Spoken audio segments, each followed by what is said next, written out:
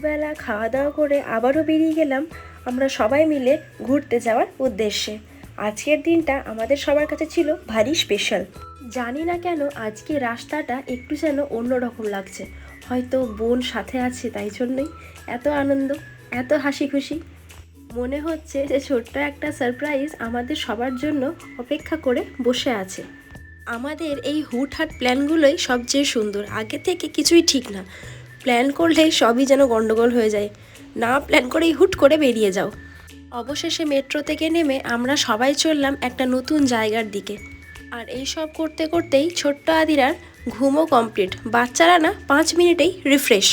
আর কিছুক্ষণ, আর একটা ট্রেনের অপেক্ষা, তারপর আমরা সবাই মিলে পৌঁছে যাব আমাদের গন্তব্যের দিকে।